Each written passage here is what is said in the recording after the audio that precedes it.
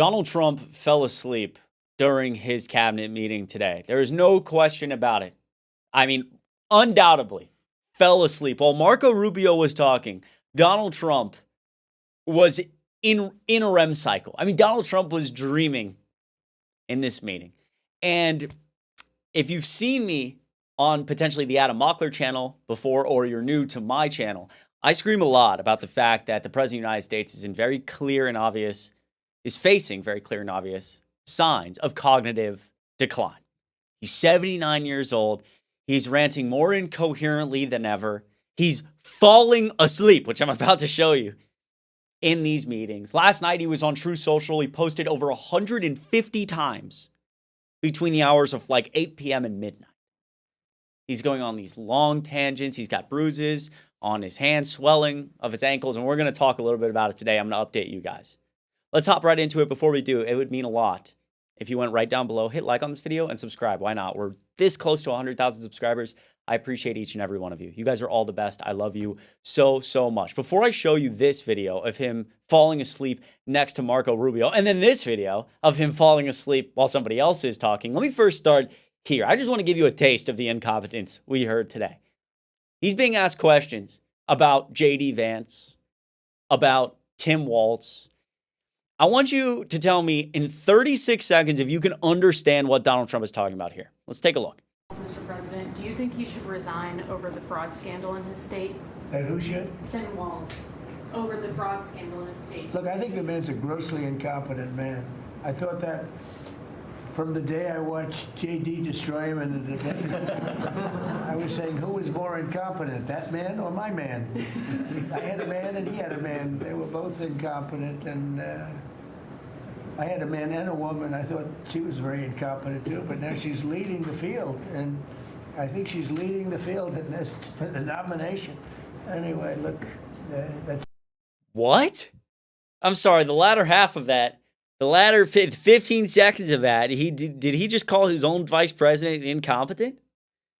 He was like, I was looking at the debate stage, and I was like, is he more incompetent or is he more incompetent? They're both incompetent. And the woman is, who is he even talking about? I guess he's referencing Kamala Harris there. Again, really strong words. The dude who calls everybody else stupid and incompetent. I mean, Donald J. Trump, right? It's the pot calling the kettle black that doesn't even begin to really touch the surface of the hypocrisy from Donald Trump. I made a TikTok about this today that I quickly want to show you. Because, again, this is kind of just how I feel right when I see stuff like this. And Donald Trump also had other moments in his press conference where he was just going on this awful, racist, just incompetent, hateful tirade about Somalia and immigrants. He talked about how drug prices were decreasing 1,200%, which, if I do the math correctly, that doesn't make any goddamn sense. So I made a TikTok about it right when I saw it, and this is what I said. During his press conference, 100%, out like a light, no doubt about it, REM stage sleep, dreaming, while Marco Rubio is next to him talking. Donald Trump fell asleep for several minutes. I mean, what is going on, right? But don't worry, because he woke up and then started ranting about how Somalians were gross and disgusting and they needed to leave this country and we have to stop importing garbage because he's an unapologetically racist piece of shit, right? We're going after the worst of the worst, except we need to just deport everybody who doesn't look like me. I don't know. He also talked about how drug prices were decreasing 800, 900, 1,000%. So when we pick up our prescriptions, hypothetically, we'll all be getting paid for them. I mean, this is unbelievable. This guy is the worst thing to ever happen to this country. He's 79 years old. He's orange. He's cognitively declining. He's a narcissist. He's expanding executive authority in a way we've never seen before. And it feels like not enough people are talking about it still. That it does. That's exactly how it feels. Not enough people are talking about it still. Let me loop you back to this before I give you an update on Donald Trump's MRI. Again, the guy who's 79 years old, bruises on his hands, swelling of his ankles, who just gets MRIs for fun. We learned a little bit more about it actually today or in the last 24 hours or so. But check this out. Donald Trump falling asleep next to Marco Rubio. You be the judge. But this war is going on, and the president is trying to end it, not because, listen, we got a million things to focus on in the world as a country, but he's the only leader in the world that can help end it. And that's why even as we speak to you now, Steve Woodcock is in Moscow trying to find a way to end this war, to save lives of 9,000 people, Mr. President, as you know, are dying every week. More people. He's asleep. He is dead asleep. He is dead asleep. The same people who screamed about Joe Biden anytime he literally did anything. Joe Biden walked outside with sneakers on and it was Armageddon at Fox News. But no, I mean, Donald Trump literally falling asleep here. Silence from these same people. But don't worry, there's multiple angles. What about this one? And we're working on that, and the Department of Labor is now creating and will soon launch the AI infrastructure and workforce hub, which we will be able to track that metrics to see exactly if these dollars are going correctly. Integrating education and workforce with, obviously, Administrator Loeffler and I are on the road a lot together because we're talking about Main Street. I mean, he's asleep. He's dead asleep. And this comes after we learn more about his amazing, incredible MRI scan, the best MRI you've ever seen ever. And the White House has been pushed about this a lot. And finally, we get a letter from President Trump's physician yesterday about the results of this amazing MRI. And here it is, right here, the letter. It says as follows. This is from the physician to the president. As part of President Donald J. Trump's comprehensive executive physical, advanced imaging was performed because men in his age group benefit from a thorough evaluation of cardiovascular and abdominal health. The purpose of this imaging is preventative to identify issues early, confirm overall health, and ensure he maintains long-term vitality and function.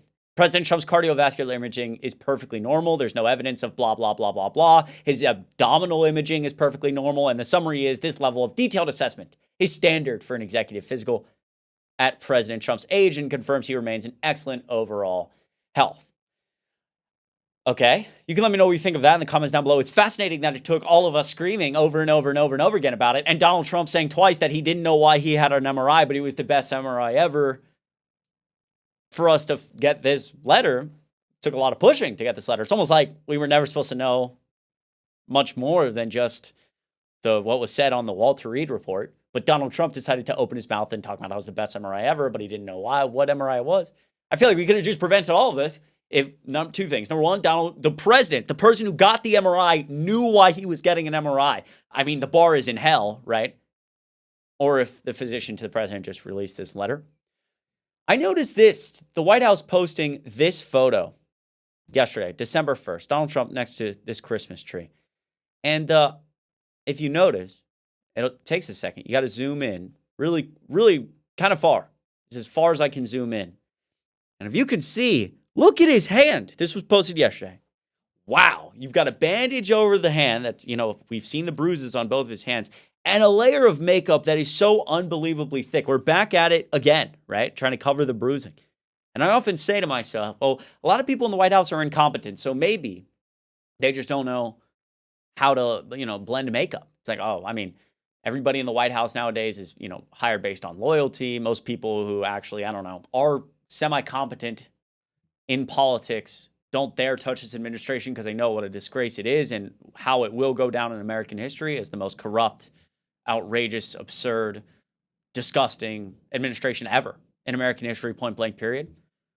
So that's my first thought. It's like, someone in the White House doesn't know how to do makeup. But then you kind of sit there and you think about it and you back up a second and you go, wait, that can't be true. This guy is fucking orange. Excuse my language. Of course somebody knows how to do makeup. He's so orange. Every single day they must deal with his makeup for like 2 hours. He's the most orange guy alive.